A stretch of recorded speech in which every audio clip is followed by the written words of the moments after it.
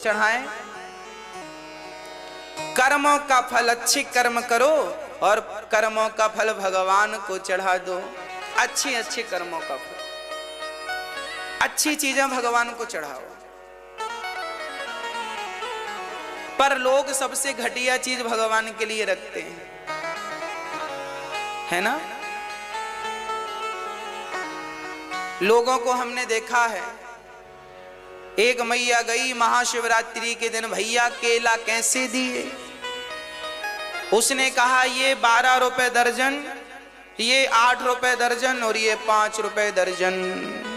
मैया बोली 5 वाले दे दे, खाना थोड़ी है, शंकर जी को ही चढ़ाना है, खाना थोड़ी है। 5 रुपए वाले दर्जन जो बिल्कुल काले पड़ चुके थे, मक्खियां बैठी थी, फ्रेश नहीं। 1 दर्जन केले लिए और शिवरात्रि में गई, हे भोलेनाथ बहू को बेटा होना चाहिए, वो केला चढ़ाई। साल भर बाद उसकी बहू को बेटा हो गया, पर उस बेटे का एक पांव बिल्कुल झूला झूल रहा था, काम नहीं कर रहा था। दौड़ी दौड़ी गई, शंकर जी बेटा दिया पर उसका पांव काम नहीं कर रहा। शंकर जी ने कहा तूने केला चढ़ाया था, वो भी ऐसे झूल रहा था आधा। जैसा दिया है वैसा पाया है। इसलिए भगवान को जो चीज देना है वो सबसे अच्छी चीज होनी चाहिए, क्योंकि वो भगवान। आप इस भाव से ना दो कि इसे कोई और। देखिए, आपका यदि ये भाव है कि ये तो हमने चढ़ाया है, अभी पंडित जी उठा के खा लेंगे, तो फिर आप तो चढ़ाओ ही मत। फिर आपके मन में ये विचार ही नहीं है कि आपकी वस्तु भगवान खा रहे हैं। आप इस भाव से दो कि आपकी दी हुई वस्तु को भगवान ग्रहण कर रहे हैं। आप 1 दर्जन मत खरीदो, 1 खरीदो ना। कौन कहता है पैसा खर्च कर? हम तो कहते हैं, हम तो आपको बिना पैसे की पूजा बता रहे हैं। 1 रुपए भी खर्च मत करो, अपना मन को पुष्प बनाकर चढ़ाओ, कोई खर्चा नहीं। अच्छे कर्मों का फल भगवान को चढ़ाओ, कोई खर्चा नहीं। और हम तो कहते हैं गंगा जल, नर्मदा जल, यमुना जल भी भगवान को मत चढ़ाया करो। प्रेम के आंसू निकालो और प्रेम के आंसू भगवान के चरणों में चढ़ा दो। यही भगवान को आंसू जल बना करके चढ़ाओ। भगवान को सबसे बेस्ट चीज होनी चाहिए। ठाकुर जी के लिए कपट ना हो, भगवान से कपट ना हो, सच्चा प्रेम भगवान के लिए हो, सच्चा प्रेम हो भगवान के चरणों में।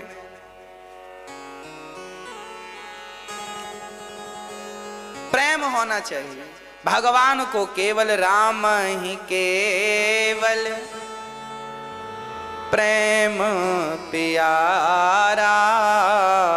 आप समझ लो, हम बार बार एक ही बात समझा रहे हैं, केवल प्रेम। अब उद्धव जी गए, कृष्ण का हाथ पकड़ा, चलो आपकी प्रेमी तो गोपियां वृंदावन में रो रही हैं, यहाँ आप क्या कर रहे हैं? भगवान बोले मैं नहीं जाऊंगा। अपने हृदय में भगवान ने वृंदावन का दर्शन गोपियों को करा दी, उद्धव को करा दिया। उद्धव ने कहा मैं यही देख कर आया हूँ। भगवान बोले उद्धव, ये जो वृंदावन है ये तो मेरा हृदय है, मैं एक पल के लिए अपनी गोपियों से दूर नहीं हूँ। ये तो तुम्हारा अहंकार बढ़ गया था ज्ञान का, उस अहंकार को समाप्त करने के लिए मैंने गोपियों के मध्य भेजा था, क्योंकि तुम्हारा अहंकार कोई मिटा सकता था तो केवल गोपियां मिटा सकती हैं। ज्ञानियों का अहंकार कहीं मिट सकता है तो वृंदावन में मिट सकता है। ये वृंदावन की वो धरा है जहां ज्ञानियों के अहंकार को मिटाकर उसके अंदर प्रेम का रंग चढ़ा देता है। ये वृंदावन है, ये प्रेम की नगरी है। जरा संभल कर चलना, ये प्रेम की नगरी है, ये ज्ञान की नगरी नहीं है। यहां तो प्रेमी हुए हैं, केवल प्रेम जानते हैं यहाँ के लोग। हम ब्रज की भोली गवारनिया जप तप और साधन क्या जाने, मेरे और मोहन की बातें एक मैं जानूं या वो जाने। ये प्रेम की भाषा ऐसी होती है, इसे तीसरा नहीं जानता, या तो मैं जानता हूं या तो वो जानता है। हम ब्रज की भोली गवारनिया ब्रह्म ज्ञान की उलझन क्या जाने, हमें नहीं जानना कुछ, हम तो केवल कृष्ण को जानती हैं, बस कुछ नहीं जानना चाहती। भगवान उद्धव का अहंकार मिटाए, रुक्मणी से भगवान का विवाह हुआ। रुक्मणी के विवाह की चर्चा कल आपने सुनी, अब आगे की चर्चा आज। ये उद्धव प्रसंग कल रह गया था, सो दास ने आज पूरा किया। प्रिय भक्तों, भगवान पहला विवाह रुक्मणी जी से करते हैं और दूसरा विवाह जामवंत की बेटी जाम्बवती से करते हैं। भगवान का तीसरा विवाह जामवंत की बेटी से भगवान ने विवाह क्यों किया? कारण था, जब भगवान श्री राम युद्ध करके रावण से जाने लगे तो जामवंत जी ने कहा, प्रभु आप हमारी बेटी से विवाह कर लो। कैसे विवाह कर लें? हमारा तो विवाह हो चुका है, एक पत्नी व्रता है हम दूसरी नारी को नहीं देख सकते, देखेंगे तो माँ बहन या बेटी की दृष्टि से। जामवंती जी ने कहा फिर क्या करें? भगवान बोले अगले जन्म में हम कृष्ण बनकर आएंगे, तब आपकी बेटी से विवाह कर लेंगे। ठीक, भगवान राम ही कृष्ण बनकर आए और जामवंत की बेटी से दूसरा विवाह किया। अच्छा, क्या जरूरत थी? कैसे माहौल बना विवाह का, वो भी सुनो। बात ऐसी है कि भगवान का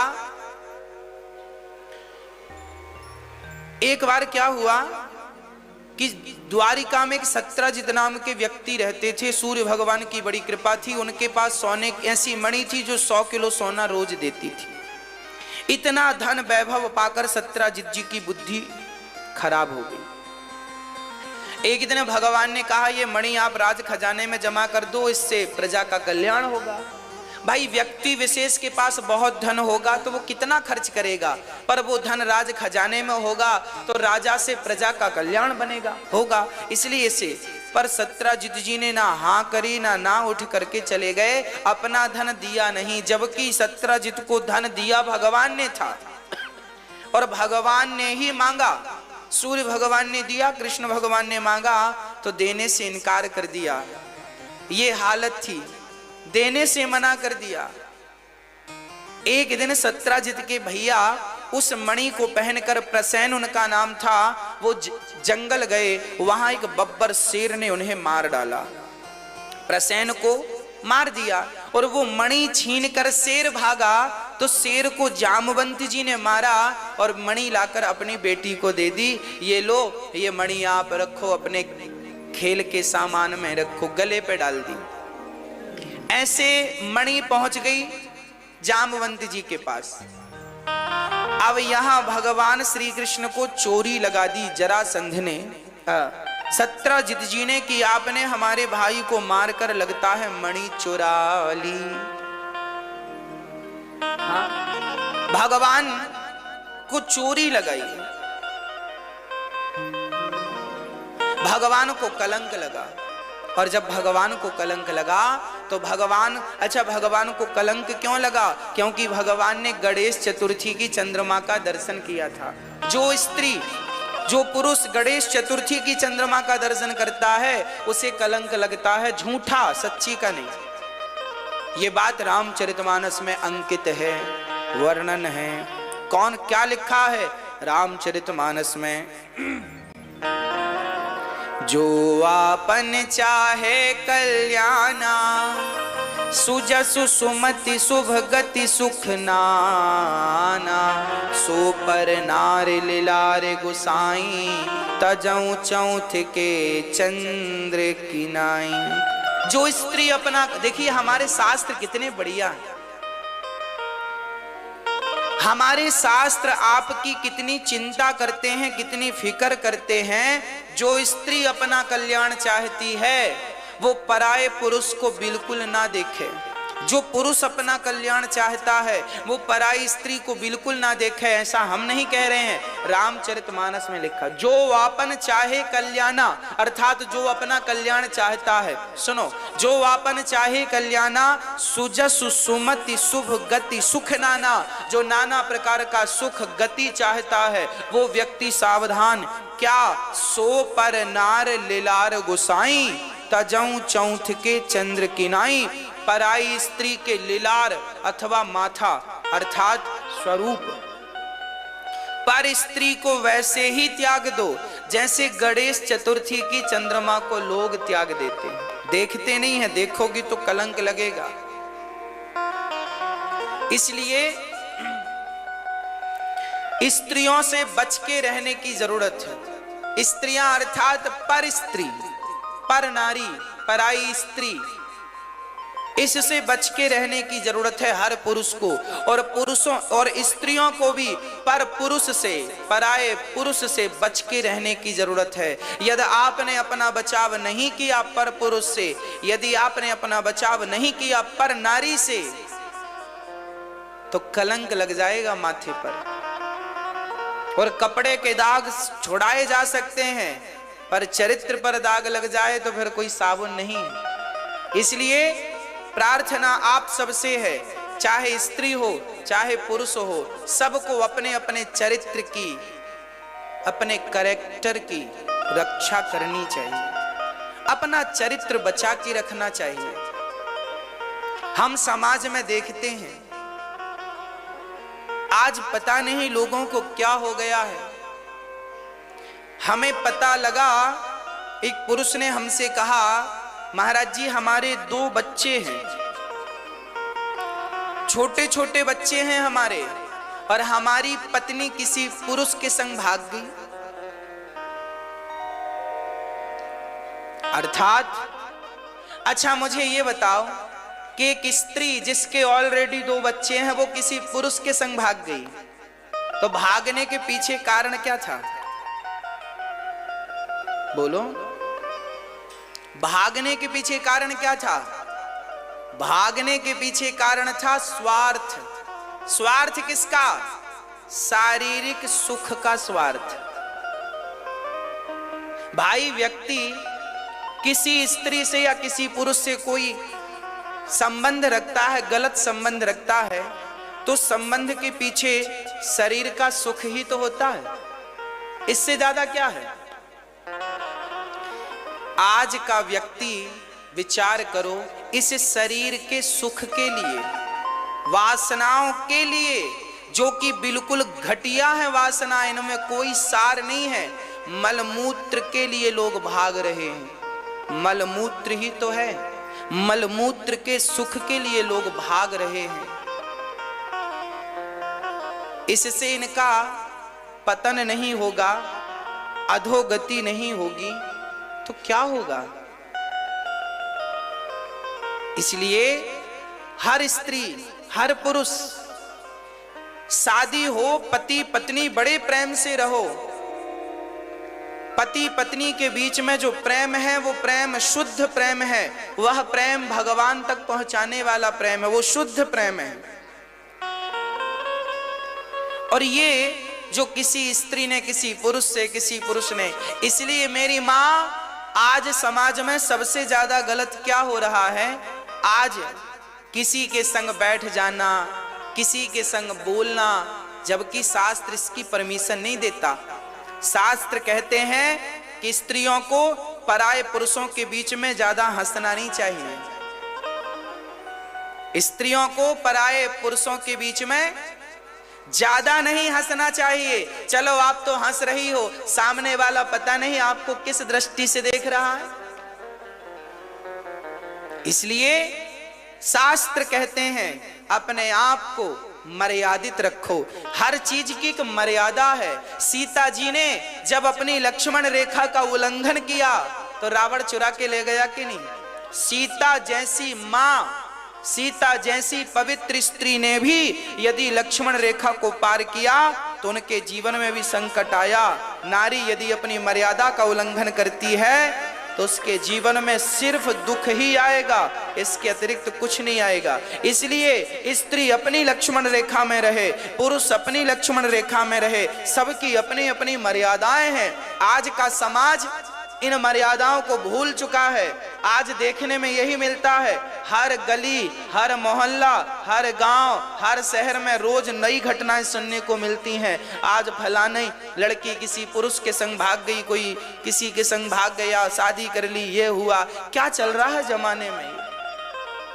और ये चल क्यों रहा है? केवल शरीर की एक इच्छाओं की पूर्ति के लिए, शरीर की पूर्ति, वासनाओं की पूर्ति, केवल भोगों की अपेक्षाएं हैं लोगों को। एक तुच्छ से सुख को लोगों ने सर्वोपरि मान रखा है। क्या कहें हम? भोगों के तुच्छ से सुख को, मलमूत्र के गड्ढे को, एक तुच्छ से सुख को लोगों ने बहुत कुछ मान रखा। उनके पीछे भाग रहे हैं, भाग रहे हैं। पूरी जिंदगी तुम्हारी इसी मलमूत्र में गुजर जाएगी, इसी में गुजर जाएगी। इससे आगे का लोगों के पास सोचने का, इससे ज्यादा लोग सोचते कहाँ हैं? इससे ज्यादा किसी की मानसिकता ही नहीं है, विचारधारा ही नहीं है। बुद्धि उस स्थिति तक पहुंच, जब यहां से हटेगी तुम्हारी मल और मूत्र से, भोगों से, तब तो तुम कुछ ऊपर का सोच पाओगे। बुद्धि तो यहीं लगी है, तो कहां ऊपर का तुम सोचोगे? कहां तुम अपना कल्याण करने का सोचोगे? अपने कल्याण की बात तो तब सोचोगे ना, तब करोगे ना, जब मन यहां से हटेगा। हटेगा नहीं तो सोचोगे भी क्या तुम? इसलिए कहता हूं, भोग गलत नहीं है, परंतु मर्यादित। पत्नी है आपकी, पति है आपका, बस अपनी पत्नी और अपने पति में मस्त रहो, अपने बच्चों में मस्त रहो, अपनी कमाई में सुखी रहो, अपने घर में स्वस्थ और सुखी रहो। बस इससे ज्यादा यहाँ वहां पड़ोसी के यहाँ क्या चल रहा है, वो क्या कर रहा जो वो कर रहा, तुम ठीक से रहो। बस अपनी मर्यादाओं का पालन करो। समझाओ बच्चों को अपने, किस सुख के लिए? अरे भैया, सुख, तुम्हें सुख चाहिए ना, आओ भगवान की भक्ति में वो सुख है, बिहारी जी के दर्शन में वो सुख है, जगन्नाथ जी के दर्शन में वो सुख है। इस सुख के सामने संसार के विषयों का सुख तो मायने नहीं रखता मेरी माँ। इस सुख की, तुच्छ से भोगों के सुख की, इस सुख के सामने तुलना ही नहीं है। पर समस्या तो ये है ना कि अभी तक आपको इस भक्ति के सुख का स्वाद ही नहीं लगा। अभी तो आपको स्वाद भोगों का ही लगा है, तो मन बार बार घूम फिर के भोगों की तरफ चला जाता है, क्योंकि स्वाद आपने वही लिया है। जिस व्यक्ति ने पूरी जिंदगी में कभी रबड़ी नहीं खाई, खाई ही नहीं, देखी ही नहीं, तो रबड़ी की तरफ मन जाएगा ही नहीं। देखी नहीं, खाई नहीं, तो रबड़ी की तरफ मन क्या जाए? खाई होगी तो मन बार बार जाएगा। उसी प्रकार तुमने अभी भक्ति की रबड़ी खाई नहीं, उस प्रेम की रबड़ी को चखा नहीं। जिस दिन एक बार तुम्हें चस्का लग जाएगा ना कृष्ण का, उस दिन संसार के भोगों को छोड़ना नहीं पड़ेगा, सब अपने आप छूटते चले जाएंगे, सब छूटते चले जाएंगे। एक बार ये सुख लग जाए प्रेम का, भक्ति का तुम्हें, बस। और मेरी मां,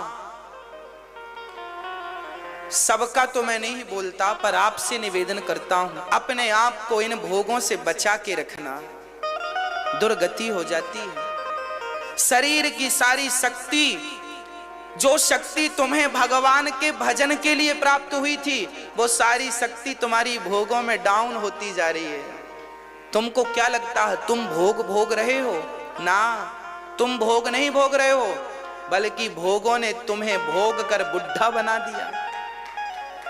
तुम्हारी सारी शक्ति, अब तुम चलते हो, बूढ़े आदमी को देखना, लाठी लेके चलता है, ऐसे थर थर कांपता है। ये हालत कैसे हो गई? बुढ़ापे में ये लाठी क्यों आ गई? जर्जर क्यों हो गया शरीर? क्योंकि जरूरत से ज्यादा भोग भोग लिया आपने। भोग भोगने से आपने तो भोग नहीं भोगा, उन भोगों ने भोग भोग के तुम्हें ये बुढ़ा बना दिया।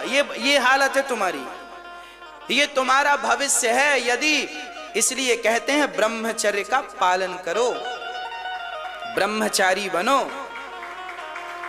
भोगी नहीं योगी बनो। पहले के लोग शादियां करते थे, सिर्फ इसलिए शादियां करते थे कि अच्छी संतान उत्पन्न करेंगे, जो भगवान का भक्त होगी, जो समाज का कल्याण करेगी, जो देश का उत्थान करेगी। इसलिए लोग संतान प्राप्ति के लिए पति और पत्नी का संबंध होता था, इसलिए ताकि संतान उत्पन्न हो सके। एक मन में भगवान होते थे, अब मन में भगवान है नहीं, वासना ही वासना है। पूरी जिंदगी 80-80 साल के बूढ़े लोग भी भोगों में लगे हुए, शरीर जर्जर, दांत गिर गए, बाल पक गए, फिर भी भोगों की तरफ भाग रहे हैं। अरे राम राम, तुम समझे नहीं, इन भोगों ने तुम्हें छल लिया और ये भोग भोगते भोगते तुम मर जाओगे, तुम्हारी दुर्दशा हो जाएगी, दुर्गति हो जाएगी। क्या पाया? चलो तुमने 100 बार भोग भोगे, 1000 बार भोग भोगे, चलो बताओ मुझे इसका परिणाम क्या है, मिला क्या? कल भी भोग भोगा था तो क्या अब इच्छाएं समाप्त हो गई? अब इच्छाएं नहीं होंगी।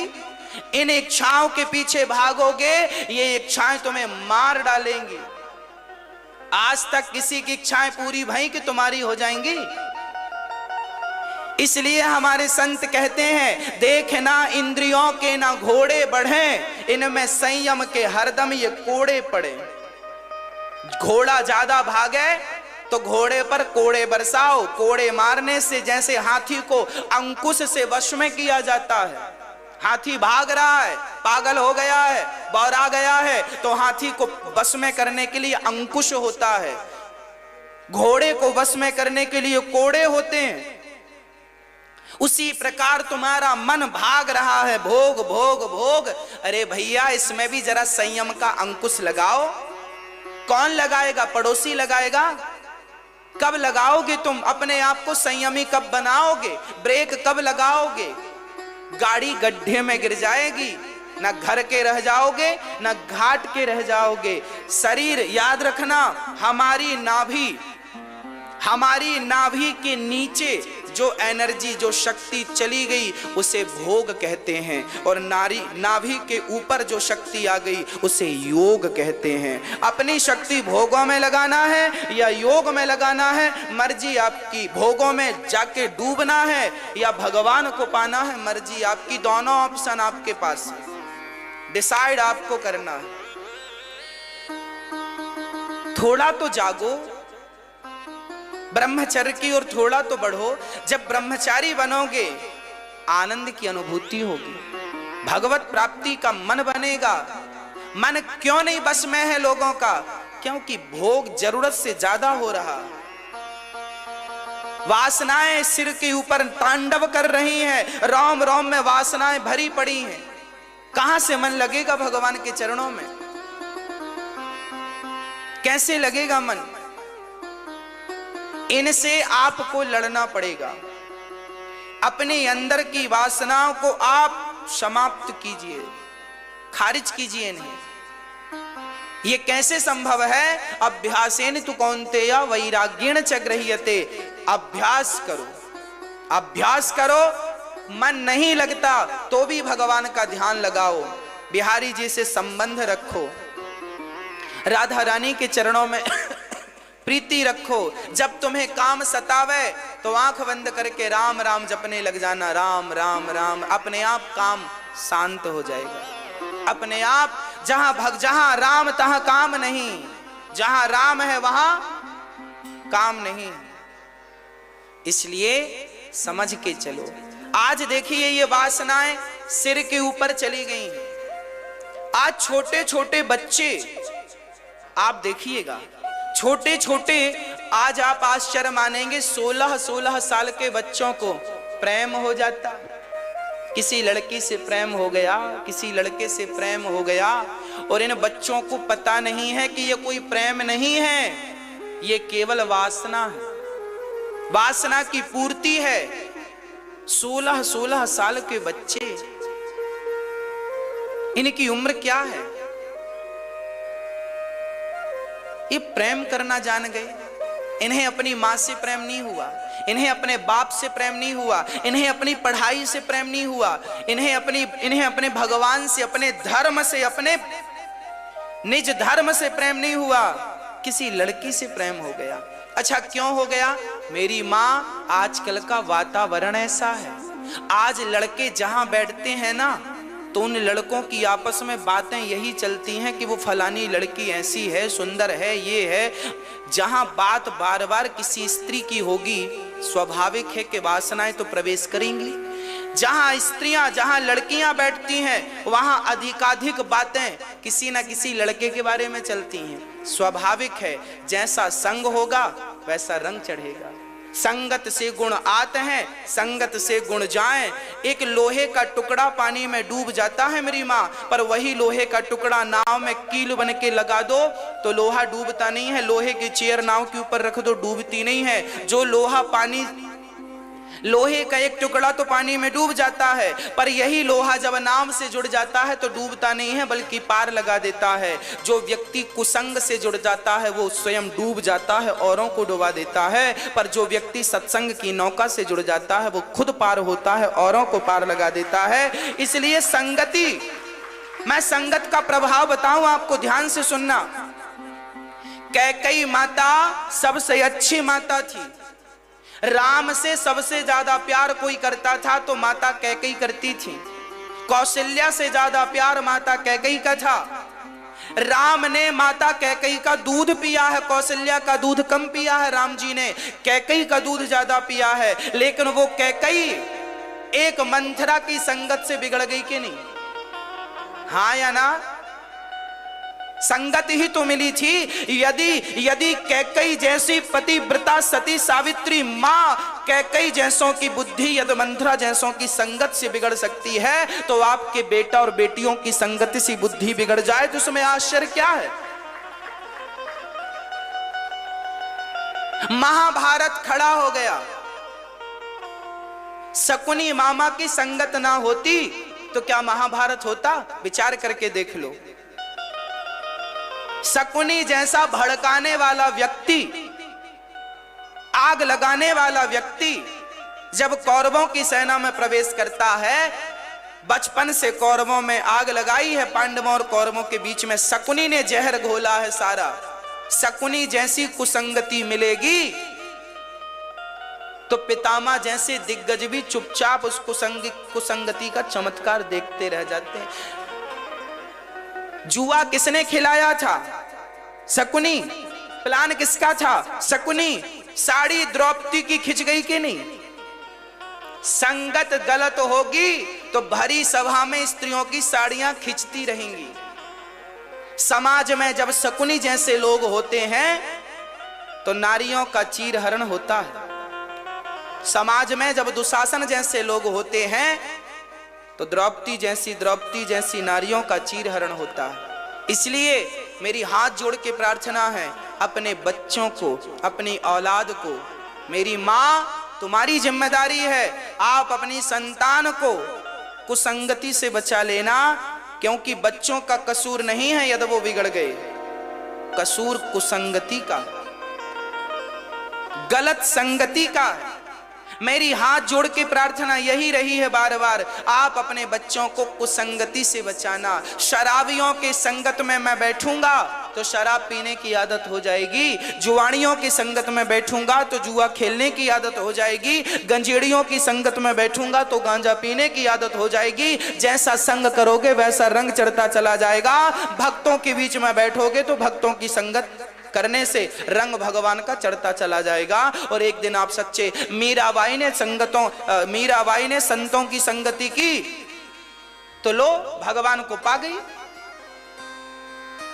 इसलिए आपकी बेटियां, आपके बेटे, इनको जरा पूछो, बेटा तुम पढ़ने गए हो तो पढ़ाई ही चल रही है? आजकल तो पढ़ने जाते हैं बच्चे, इनको प्रेम हो जाता, लव हो जाता है, व्हाट्सएप में आई लव यू लिख के भेज देती हैं, व्हाट्सएप में प्यार शुरू हो जाता है। क्या होता है? प्यार होता है। फिर बच्चे समझदार हो गए हैं, हम अपना डिसीजन खुद ले सकते हैं। तो लड़का लड़की दोनों ने प्लान बनाया, सुनो हमारी तो मम्मी तैयार होगी नहीं तुम्हारे संग शादी के लिए, और हाँ हाँ हमारे पापा भी तुम्हारे संग शादी के तैयार, तो एक काम करते हैं भाग चलते। लो दोनों समझदार हैं, लड़का लड़की पढ़े लिखे हैं, ये हम तो पढ़े लिखे हैं, हम अपना निर्णय खुद लेंगे, माँ बाप से बाद में बात करेंगे, फिर मिलेंगे, चलो। लड़का लड़की भाग गए, मंदिर में गए, शादी की, और शादी करने के बाद फिर पापा को फोन लगाया, पापा हमने शादी कर ली, मम्मी हमने शादी कर ली। अब सोचो कि जब आपके माँ बाप को ये पता चलेगा कि आपने शादी कर ली और अपनी शादी में आपने अपने माँ बाप को नहीं बुलाया, जिस दिन तुम माँ बनोगी ना, जिस दिन तुम पिता बनोगे ना, उस दिन ये चीजें तुम समझोगे। अभी तुम माँ नहीं हो ना, अभी तुम पिता नहीं हो ना, तो जिसके पांव में बिमाई फटी ही नहीं वो पीर पराई क्या जाने, और जिसने बेटी को जन्म दिया ही नहीं वो बेटी की विदाई क्या जाने। इन बेटियों से कहो कि तुम्हारे पिता पर क्या गुजरेगी, तुम्हारी माँ पर क्या गुजरेगी। माँ बाप कितना सपना संजो के रखते हैं, मेरी बेटी का विवाह करूंगा, मेरे बेटी का विवाह करूंगा, पर वही बच्चे भाग कर लव मैरिज कोर्ट मैरिज कर लेते हैं। फिर ये माता पिता ये रोते रह जाते हैं। माँ बाप का कसूर केवल इतना है कि तुम्हारे लिए उन्होंने सपना देखा कि अच्छे से अच्छे कॉलेज में पढ़ाएंगे, महंगे से महंगे कॉलेज में पढ़ाएंगे, फीस ज्यादा है तो और काम करेंगे एक्स्ट्रा, और पैसा लाएंगे, अपनी बेटी को पढ़ाएंगे, अपने बेटे को पढ़ाएंगे। तुम्हारे लिए जूते चप्पल घिस गए तुम्हारे बूढ़े बाप के, और तुम्हें अपने बूढ़े बाप पर तनिक सी दया ना आई। तुम कैसे निर्दयी बच्चे हो, अपने बाप के तुम ना हो सके, तुमने अपने बाप की छाती पे खंजर घोंप दिया, तुम किसके सगे बनोगे। तुमने माँ बाप की ममता का एक बार विचार नहीं किया कि तुम्हारी माँ तुमसे कितना प्यार करती है, तुम्हारे पिता तुम पे कितना मरते हैं, कितना प्यार करते हैं, मेरी बेटी मेरी बेटी मेरी बेटी, मेरा बेटा मेरा बेटा, और तुमने सीधा खंजर दे दिया छाती पे, भाग गए। अब तुम्हारे माँ बाप गली से आलू खरीदने जाते हैं मंडी में बाजार में, तो फ्रेंड मिलता है, क्यों जी तुम्हारी बेटी भाग गई क्या। अब बताओ तुम्हारा बाप उसको क्या जवाब दे। वो पूछता है, हंसता है, मना किया था मत भेजो, बड़े होशियार बन रहे थे, लो भाग गई। तुम्हारे बाप को जिस गली से गुजरता है लोग ताने मारते हैं, जहां से निकल जाए बूढ़ा बाप ताने मारते हैं, तुम्हारी बेटी भाग गई, तुम्हारा बेटा भाग गया। यही संस्कार दिए हैं, यही सिखाया। क्या गलती थी तुम्हारे बूढ़े माँ बाप की। फिर भी तुम्हारे प्रेम की सजा, तुम तो अपना घर बसा चुके, तुमने तो घर बसा लिया, पर माँ बाप का बसा बसाया घर तुमने उजाड़ दिया। क्या ये सही किया? अपने आप से पूछ के देखो, क्या ये निर्णय सही था किसी लड़के के संग भाग जाने का, किसी लड़की के संग भाग जाने का? क्या ये निर्णय सही था? मेरे सामने एक सच्ची घटना आई। एक गांव के व्यक्ति, उनकी ओनली एक बेटी थी, तो गांव में उन माँ बाप को लगा कि मेरी बेटी को गांव में ना अच्छी शिक्षा मिल रही है ना अच्छा वातावरण मिल रहा है, तो दोनों माँ बाप ने शहर में किराए से घर ले लिया और कहा कि चलो हमारी तो केवल एक ही बेटी है, आगे पीछे तो कोई है नहीं, इसको बढ़िया पढ़ाएंगे, ये हमारा नाम रोशन करेगी। बेटा तो हुआ नहीं, अब बेटी के नाम सब कुछ है तो इसको पढ़ाएं, जमीन जायदाद का क्या है, पढ़ लिख जाएगी तो काम ठीक रहेगा। एक बेटी थी, वो कितना सपना था, गांव छोड़कर शहर आए, लोगों ने रोका शहर मत जाओ, पर नहीं, हम तो शहर में बढ़िया टॉप कॉलेज में बेटी का दाखिला करवाएंगे, पढ़ाएंगे। और बेटी का बढ़िया टॉप कॉलेज में नाम लिख गया, पढ़ने लगी। अभी शहर से आए केवल 2 साल हुए थे कि लड़की ने किसी लड़के से प्रेम किया, उसी कॉलेज के लड़के से प्रेम करके वो लड़की उस लड़के के संग भाग गई। वो माँ मेरे पास रोती रोती आई, मेरे आंखों के सामने की घटना है। वो माँ रोती रोती आई और मैं उसके दुख के बारे में आपसे कह नहीं सकता। वो माँ जब रो रही थी ना, तो पूरी सांस, जैसे ऑक्सीजन की कमी होती है, वेंटिलेटर पे लोगों को लिटाते हैं तो कैसे ऐसे ऐसे चलती है उसकी सांस, ऐसे ऐसे वो माँ सिसक सिसक के रो रही थी। कह रही थी महाराज अब मैं गांव जाऊं तो क्या मुंह लेकर गांव जाऊं, क्या कहेंगे वो गांव वाले। रोका था पर मेरी जिद थी कि मेरी बेटी पढ़ लिख के बढ़िया बने और भाग गई। एक बार बताया तो होता, एक बार कहा तो होता कि हमें कोई पसंद है, हम कराते शादी, क्या हम नहीं कराते। पर एक बार हमें से पूछना भी उचित नहीं समझा।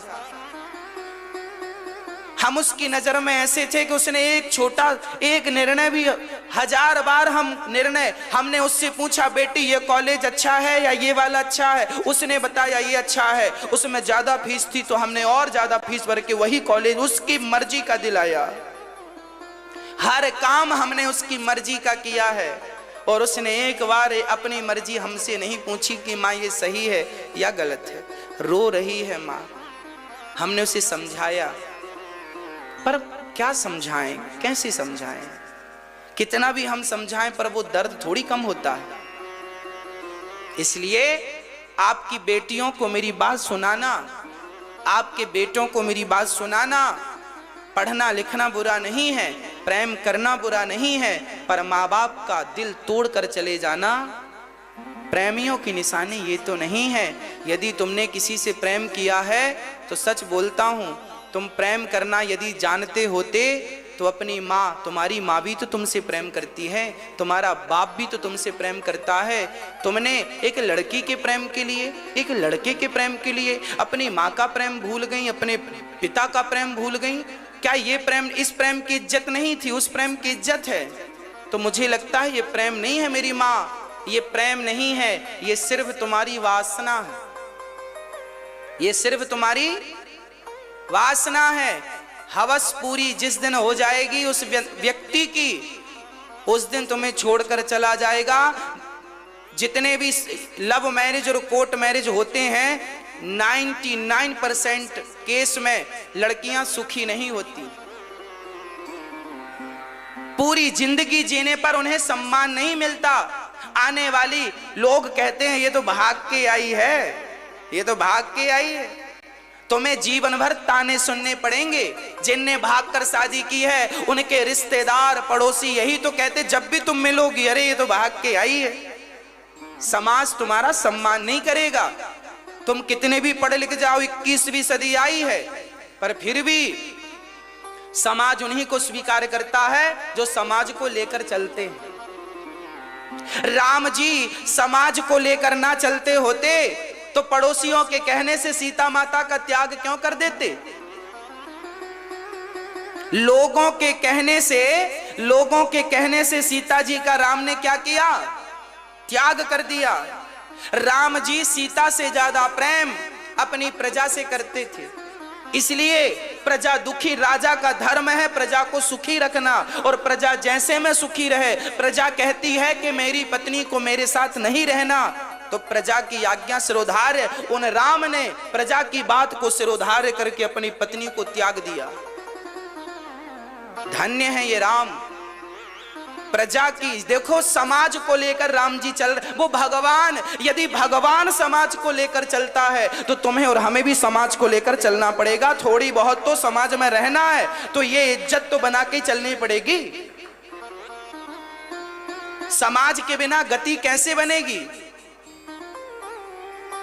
इसलिए सब जरूरी है, माँ जरूरी है, पिता जरूरी है, बहन भाई समाज सब जरूरी है, और सबके लिए हम मर्यादित रहें। ऐसे ना किसी से प्रेम मोहब्बत करके अपने माँ बाप को छोड़कर चले जाएं। ये निर्णय सबसे घटिया निर्णय होते हैं हर लड़की के जीवन में और हर लड़के के जीवन में। यहाँ पे प्यार व्यार कुछ नहीं होता, केवल वासना होती है, केवल इच्छाएं पूर्ति करके लोग छोड़ देते हैं।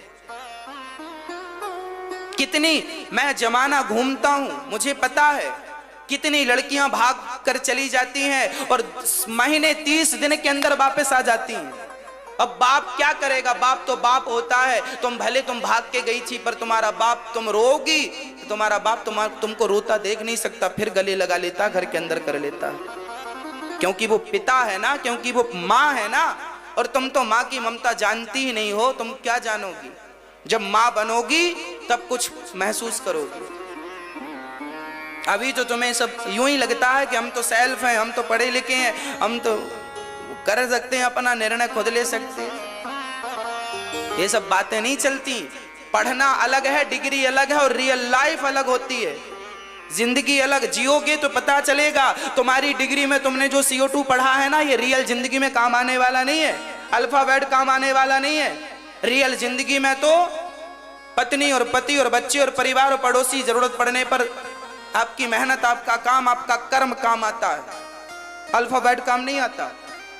सब पढ़ाई धरी की धरी रह जाती है। रियल जिंदगी में क्या काम आता बताओ? पढ़ाई अलग है, ब्लैक बोर्ड में हमने अल्फाबेट पढ़ा है, ये पढ़ा है, वो पढ़ा, और रियल लाइफ अलग है। समझो इसे, समझो, सब चीजें जानो। भाग कर शादी करना, अपने पांव में तुम्हें पूरी जिंदगी पश्चाताप की अग्नि में जलना पड़ेगा। ना तुम जी पाओगी ना मर पाओगी। और लड़कों का क्या है, तुम्हें छोड़ के कल दूसरी शादी कर लेगा। बर्बाद तो लड़की की जिंदगी होती है, लड़कों का क्या बिगड़ता बताओ। इसलिए हर लड़की को सावधान रहना चाहिए। आजकल प्यार के चक्कर में हमारी भारत की बेटियों को मुसलमानों से प्यार हो जाता है, हमारी हिंदू बहनों को मुसलमानों से प्यार हो जाता है, मुसलमान लड़के से प्यार करती हैं। मैंने सुना, मेरा एक मित्र दुबई में वो रहते हैं, दुबई से आकर उन्होंने बताया, बोले महाराज हमारे भारत की बहुत सारी लड़कियां दुबई में बर्तन धुलती हैं। हमने कहा क्यों? बोले मुसलमान लड़कों से शादी कर लेती हैं भारत की लड़कियां, लव जिहाद के चक्कर में पड़ जाती हैं भारत की लड़कियां। मुसलमान लड़के से शादी की और मुसलमान लड़के ने शादी करके कहा चलो तुम्हें दुबई घुमा के लाते हैं। हनीमून मनाने दुबई ले गया और दुबई में तुम्हें 5 लाख में 10 लाख में बेच देगा। जीवन भर तुम उन पुरुषों के बीच में रहना, उनके बर्तन धुलना, कपड़े धुलना और उनकी शारीरिक इच्छाएं पूरी करते रहना। ना जी पाओगी ना मर पाओगी। यही हो रहा है बड़े बड़े देशों में। भारत की लड़की मुसलमान लोग शादी कर लेते हैं, फंसा लेते हैं जाल में और ले जाकर बेच देते हैं। उनका धंधा है। आज तुमसे प्यार किया, कल किसी और से किया। बहुत सारी लड़कियां बिक चुकी हैं। विश्वास ना हो तो जाकर देख लो क्या क्या चल रहा है संसार में। तुम समझो, आजकल किडनियां बिक रही हैं, आजकल आंखें बिक रही। चलते फिरते इंसान को बेहोश करके किडनियां निकाल ले रहे हैं लोग। आज सुरक्षित कौन है? तुम गली मोहल्ले में निकल जाओ, जरूरी नहीं है सुरक्षित वापस आ जाओ। थोड़ी सी सुरक्षा, थोड़ी सी जागरूकता जरूरी है, खासकर बेटियों को। बेटियां कहती हैं गुरुजी हमने क्या बिगाड़ा है समाज का, हमें आजादी नहीं है। माना कि हमें भी दर्द है इस बात का कि तुम्हें आजादी नहीं है, पर क्या करें, तुम बहनों को आजादी तब तक नहीं मिलेगी जब तक तुम्हारे भाई समझदार नहीं होंगे। भारत का हर बेटा समझदार हो जाए तो आधी रात को बेटी घर से निकलेगी तो सुरक्षित ही लौटेगी, क्योंकि पता है कि भारत का हर लड़का समझदार है, हर लड़की को बहन मानता है। पर ये भाई लोग समझदार नहीं, इसलिए तुमको माँ बाप जरा संभाल के रखते हैं। माँ बाप को चिंता लगती है बेटी की, तुम जरा संभल के रहा करो। हाँ, माँ बाप का दिल ना दुखाया करो। स्त्री 2 कुलों को तारती है। सीता माँ ने राम को भी अमर कर दिया और अपने पिता जनक को भी अमर कर दिया। धन्य है सीता माता। लड़की 2 कुलों को तारती है। तुम्हारे पिता का नाम भी तुम रोशन कर जाओगी और तुम्हारे पति का नाम तुम रोशन कर जाओगी। तुम्हारे वंश का नाम, तुम बहुत कुछ हो, तुम 2 कुलों को तारने वाली हो। इसलिए तुम ज्यादा महंगी हो, ज्यादा कीमती हो। बच्चे, बेटा तो सरिया होता है, लोहा होता है, बाहर पड़ा है, जंग खा रहा है, बिक ही जाएगा। हाँ, एक बार लड़के के चरित्र पे दाग लग जाए ना तो वो फिर भी बिक ही जाता है। लोहा में जंग लग जाए तो बिक ही जाता, थोड़ा सस्ता बिकेगा। पर तुम लड़की जो हो ना, तुम लोहा नहीं हो, तुम हीरा हो। और याद रखना मेरी माँ, हीरे को सुनार तिजोरी के भीतर रखता है, बाहर नहीं रखता। इसलिए तुम्हारे पिताजी तुम्हें कमरे के अंदर रखते हैं, घर के भीतर सुरक्षित। तुम क्यों महंगी हो ना तुम, और याद रखना, लोहे में जंग लग जाएगा, बिक जाएगा, पर हीरे में खरोंच भी आ गई, हीरे में जरा सी खरोंच आ गई तो आप कहेंगे साहब ये क्रैक हीरा है, हमें नहीं चाहिए, दूसरा हीरा दिखाओ। लोहा तो जंग वाला भी बिक जाएगा, पर हीरे में खरोंच आ गई तो वो बिकने वाला, लड़की में जरा सी खरोंच आ गई चरित्र की तो तुम्हारा जीवन बिगड़ जाएगा। मेरी बहनों, तुम्हारे भले की बात बोल रहा हूं, तुम हीरा हो, खरोंच मत लगने देना, किसी भी हाल में अपना चरित्र मत बिगड़ने देना। तुम्हारा भाई बनकर बोल रहा हूं, तुम्हारे हित की बोल रहा हूं।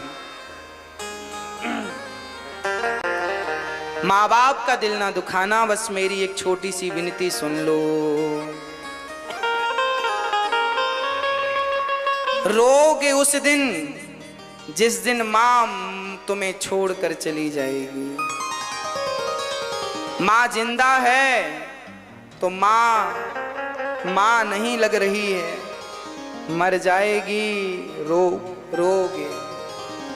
कह दो अपने बच्चों से, धन के पीछे भागते बच्चों से कह दो बेटा धन तो तुम्हें तब भी मिल सकता है जब माँ नहीं होगी।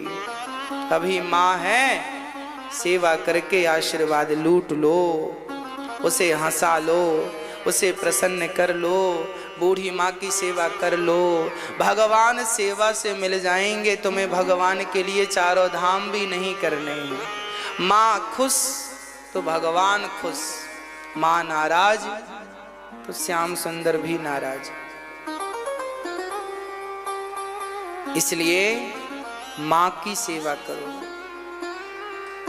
यहाँ मैं माताओं को देखता हूँ, रोज एक न एक माँ आती हैं अपना दुख अपना दर्द लेकर। इनके बच्चे संपन्न, बहुत सारे बच्चे संपन्न हैं, अच्छी पोस्ट पर हैं, अच्छा खासा कमाते हैं। किसी का बेटा तो अमेरिका में है, पर वो माँ गौरी गोपाल वृद्धाश्रम में रहती है और ये दास उन बूढ़ी माँओं की सेवा करता है। उन बच्चों से एक माँ नहीं पाली गई, नहीं सेवा हो पाई, नहीं रोटी निकल पाई।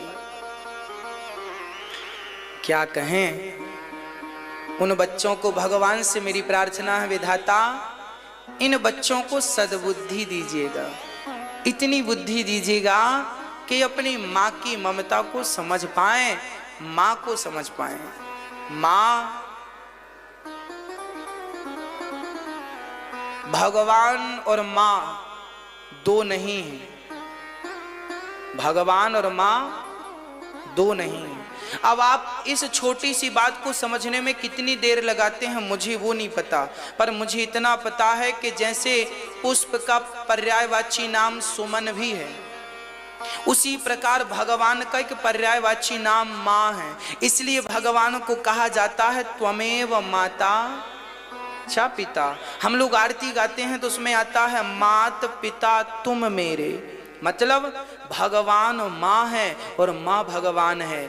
आज हम यहाँ सामान्य दृष्टि से देखते हैं तो हमें भगवान और माँ दो दिखती हैं, पर जब परमात्मा के दर पे पहुँचोगे तो वहाँ तुम्हारी माँ बैठी होगी और तुम बस सिर नीचे करके रोओगे कि ये तो भगवान ही थे, पर हम पहचान ना पाए।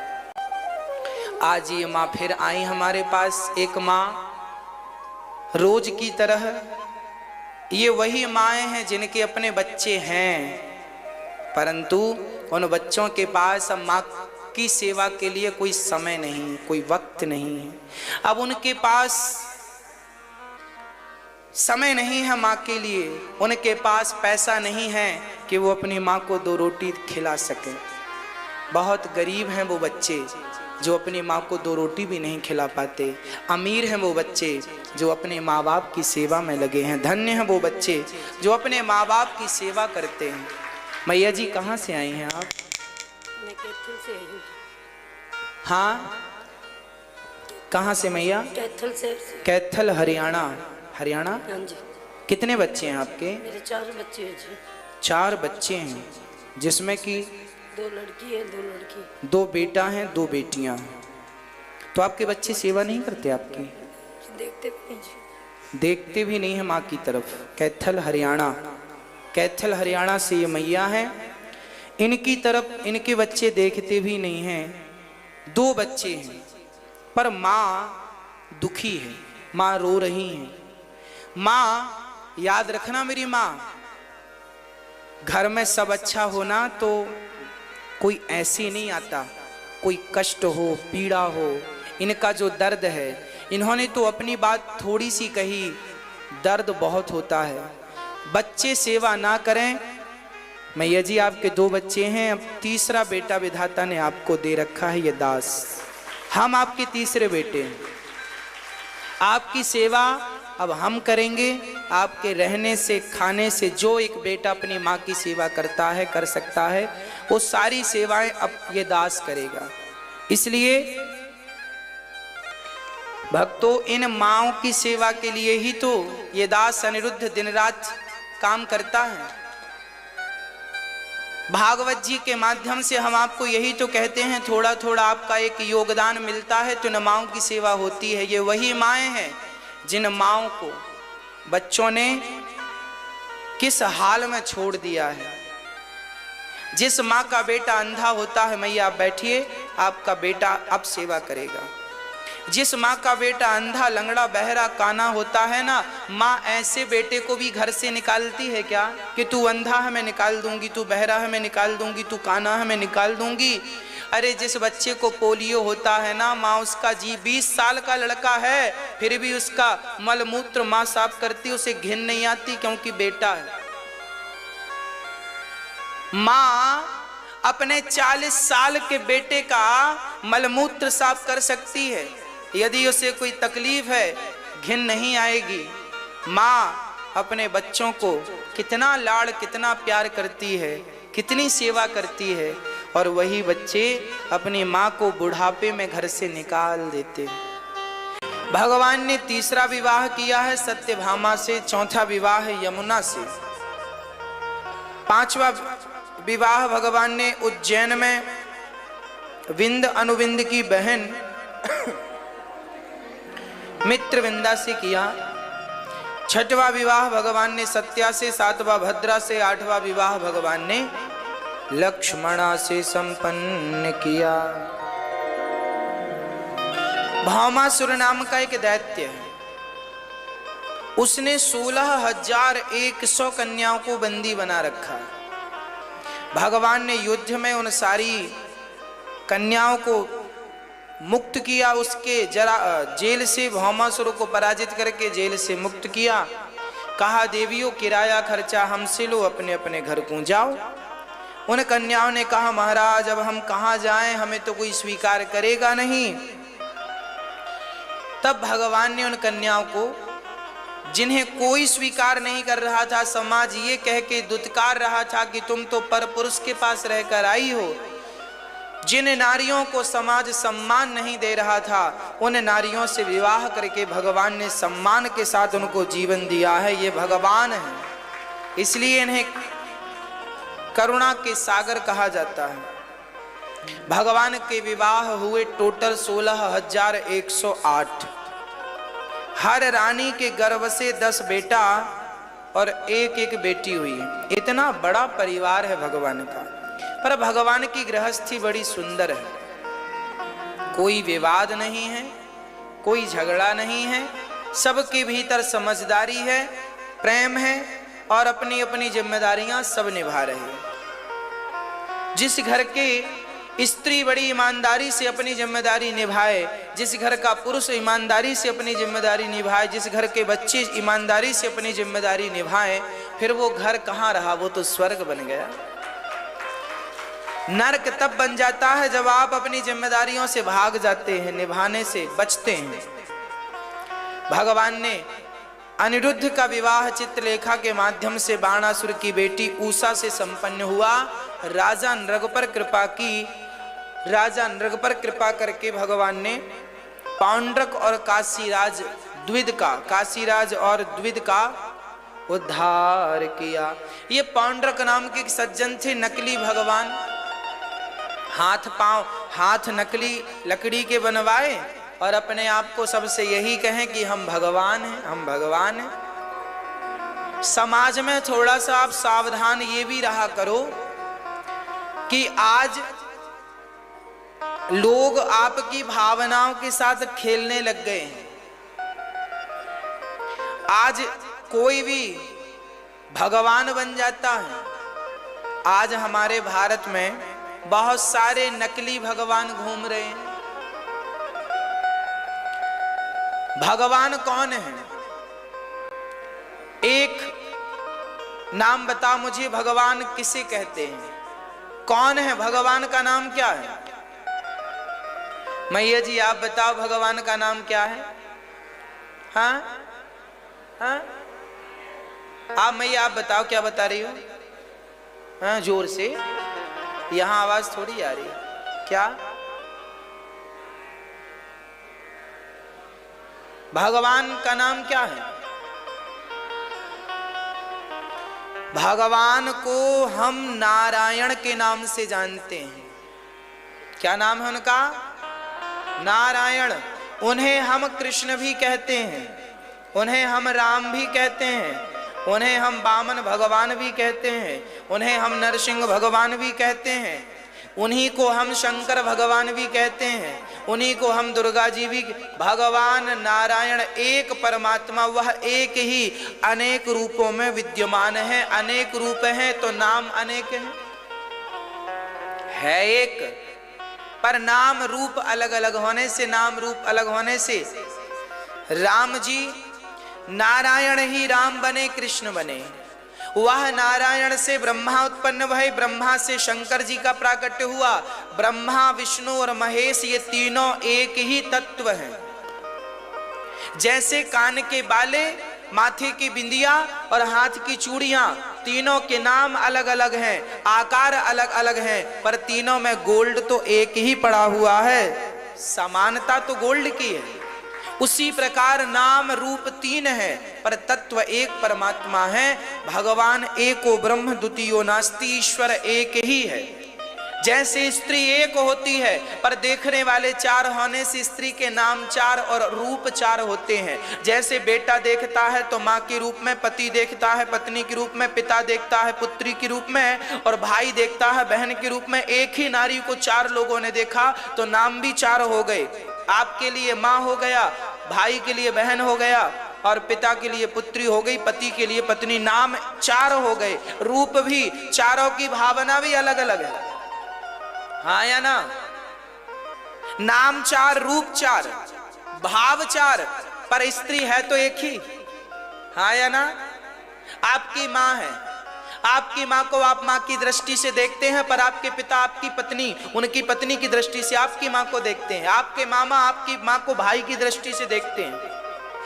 आपके माँ के पिताजी जो हैं, नाना जी, वो आपकी माँ को बेटी की दृष्टि से, आपकी माँ तो एक है पर उन्हें देखने वाले चार होने से चार रूप हो गए कि नहीं माँ के। उसी प्रकार भगवान तो एक है पर भक्तों के अनेक अनेक भाव से भगवान पर दृष्टि रखने से भगवान के नाम और रूप अलग अलग हो गए। जाकी रही भावना जैसी, प्रभु मूरत देखी तिन तैसी। वह एक ही परमात्मा अनेक नाम अनेक रूपों से वैसे ही जाना गया जैसे कि स्त्री एक होकर अनेक नाम अनेक रूपों से जानी पहचानी जाती है।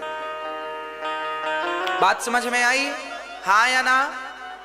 बोलो हाँ मैया। जागो मेरी माँ, बताओ समझ में आई बात? हाँ जी। ऐसे भगवान यही है। भगवान इनको ही भगवान नारायण ही शंकर के रूप में है, यह नारायण ही ब्रह्मा के रूप में, यही राम, यही कृष्ण है, यही तिरुपति बालाजी हैं, यही जगन्नाथ जी हैं, यही द्वारिकाधीश जी हैं, यही बिहारी जी हैं, यही सांवरिया सेठ हैं, यही एकनाथ जी श्रीनाथ जी हैं। अनेक नहीं है, ये एक ही अनेक रूप में विद्यमान है। यही जाकर के बद्रीनाथ जी के रूप में उपस्थित हैं। मेरी माँ, इनके सिवा आप किसी को भगवान मत मानिएगा। इनके सिवा जो अपने आप को भगवान माने कि मैं भगवान हूं। आज हमारे भारत में बहुत सारे मंदिर बना दिए एक बाबा जी के।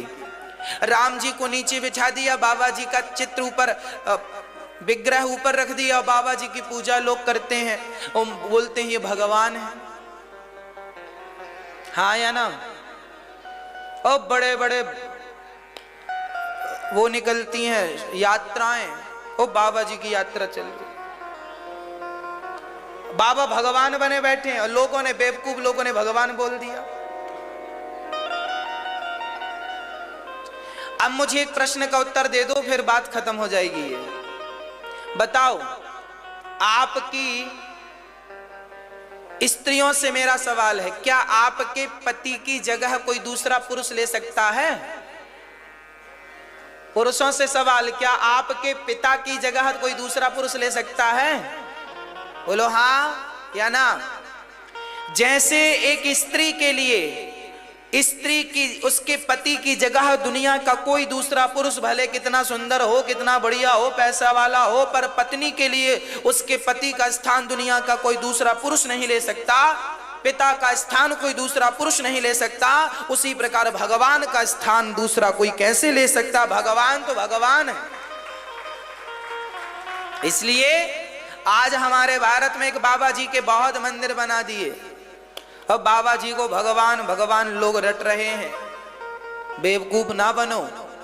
जब कोई मर जाता है ना तो राम नाम ही बोला जाता है। बेवकूफों की तरह बातें ना किया करो। तुम्हारे बाप दादे मरे थे तो राम नाम ही बोला गया था। एक राम नाम ही ऐसा है जो मंदिर से लेकर शमशान तक बोला जाता है और मंदिर से लेकर शमशान तक सबको पावन करता हुआ आगे बढ़ता है। यह नाम ही अनादि है। इसलिए राम नाम जपो, कृष्ण नाम जपो, श्रीमन नारायण जपो, जय श्रीमन नारायण जपो, बस ओम नमः शिवाय जपो, यहां तक सब सही है। पर इसके सिवा कोई बाबा जी का नाम जपे, परंपरागत नाम होगा, गुरु मंत्र लो परंपरागत, तो कल्याण होता है। नहीं, आज बहुत सारे गुरु घंटाल ऐसे मिल जाएंगे जिनके, आजकल बहुत सारे गुरु ऐसे हैं जिनके माथे पे तिलक नहीं होता। आपने जिनको गुरु बनाया हो उनके माथे पे तिलक नहीं है, उनके गले में तुलसी की माला नहीं है।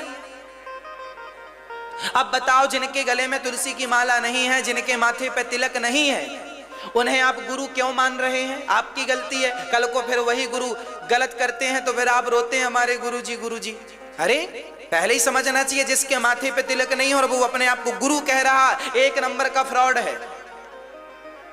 एक बात बताओ, तुम जितनी पतिव्रता स्त्रियां हो, तुम्हारी मांग में इस कलयुग में रामानुजाचार्य, पीछे चित्र लगा है भगवान रामानुजाचार्य जी का, रामानुजाचार्य जी का ये चित्र है पीछे जो आप देख रहे हैं। इस कलयुग में रामानुजाचार्य जी प्रकट भये और इन्होंने इस परंपरा को फिर अपने वही मंत्र जो लक्ष्मी जी से पाया, वही अष्टाक्षर मंत्र अपने शिष्यों को दिया।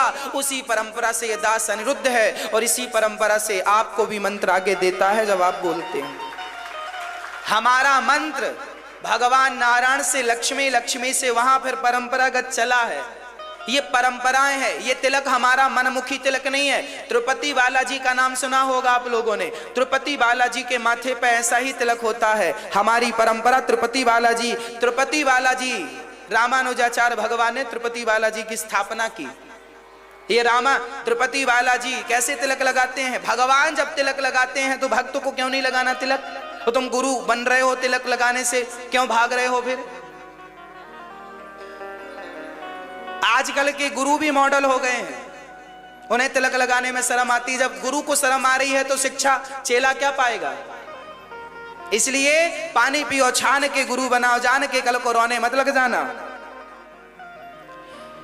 गुरु, अपने गुरु से पूछो कि हम किस परंपरा से हैं, आप किस परंपरा से हैं। हमारे भारत में परंपराएं रही हैं, गुरु परंपरा रही है। क्या रही है?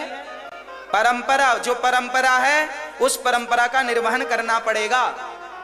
आज भी हमारी परंपराएं क्या है? लड़का लड़की का गोत्र एक सा निकल जाए तो शादी नहीं होती। ये परंपराएं हैं कि नहीं गोत्र अलग अलग होना चाहिए। ये परंपरा चली आ रही है, हाँ या ना? इन परंपराओं को हमें निभाना पड़ता है। भाई परंपरा है, लड़की शादी करेगी तो मंडप के नीचे उसे साड़ी पहनना पड़ेगी, सूट में शादी नहीं होगी। परंपरा है या नहीं? और लोग इस परंपरा का निर्वहन कर रहे हैं कि नहीं? भले तुम आगे पीछे सूट पहन लो, भले तुम आगे पीछे कुछ पहनो, पर शादी में मंडप के नीचे तुम्हें साड़ी पहननी होती है। ये परंपरा है, हाँ या ना? जैसे लड़की को परंपरा का निर्वहन करना पड़ता है, बिना परंपरा के कुछ भी नहीं होता। मेरी माँ, हम सबको परंपरा मतलब मर्यादाएं हम सबको अपनी मर्यादा में रहना होगा। हमारी मर्यादा है, हमारी परंपरा है तिलक लगाना, बिना तिलक के हमें कहीं जाना नहीं है। हमारी परंपरा है, हमारे अष्टाक्षर मंत्र का जाप करना है, हमें मंत्र का जाप करना है, नारायण कवच का पाठ करना है, मतलब करना है, भगवान से प्रेम करना है, मतलब करना है, बात खत्म। इसमें किंतु परंतु कुछ नहीं है। ये परंपराएं हैं। और आजकल तो भगवान भी फ्रॉड मार्केट में मिल रहे हैं और गुरु भी मिल रहे हैं। अब आपको कैसे बचना है? मैंने तो असली की पहचान बता दी। नारायण ही आपके कल्याणकारी हैं। भगवान नारायण सबसे अनादि वही भगवान है, उन्हीं को हम भगवान कहते हैं। हम भगवान शब्द का प्रयोग केवल नारायण के लिए करते हैं और किसी के लिए भगवान शब्द का प्रयोग नहीं है। इंद्र के लिए भगवान नहीं है। इंद्र को हम बोलेंगे तो भगवान शब्द से नहीं बोलेंगे। इंद्र को क्या बोलेंगे? बोलो जोर से बोलो। इंद्र को हम देवता कहेंगे, इंद्र को भगवान शब्द से संबोधित नहीं करेंगे। पवन देव को देवता बोलते हैं। हनुमान जी भगवान के भक्त हैं।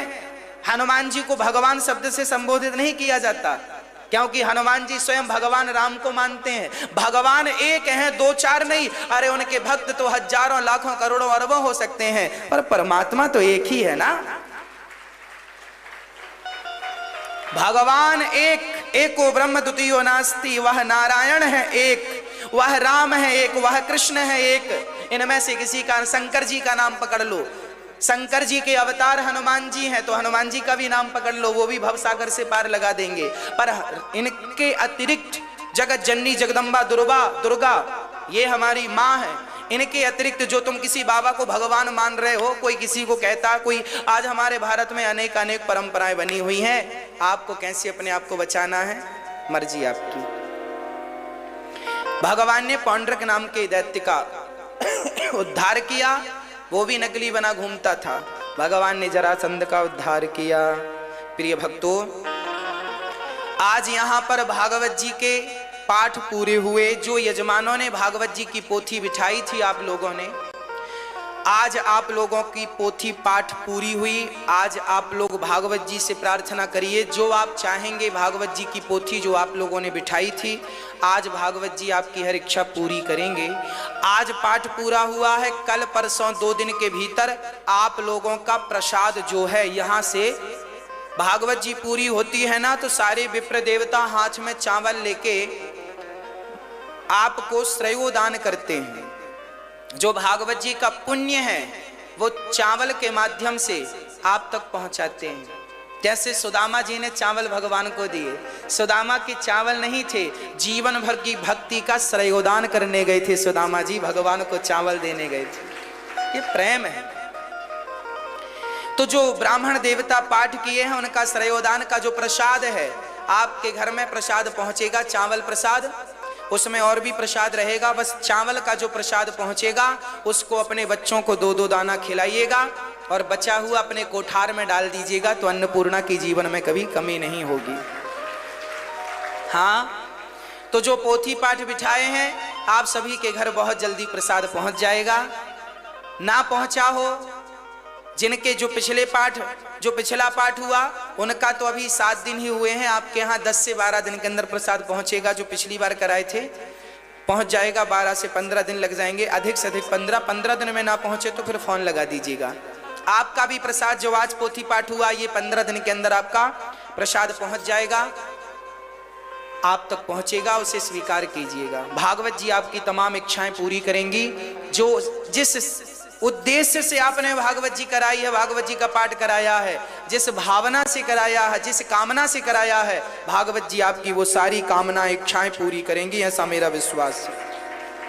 भागवत जी किसी को निराश नहीं करती, भगवान किसी को निराश नहीं करते। अभी 11 मार्च महाशिवरात्रि के दिन से फिर भागवत जी की पोथी बैठेंगी, पाठ बैठेंगे। आप में से जिनको भागवत जी का पाठ कर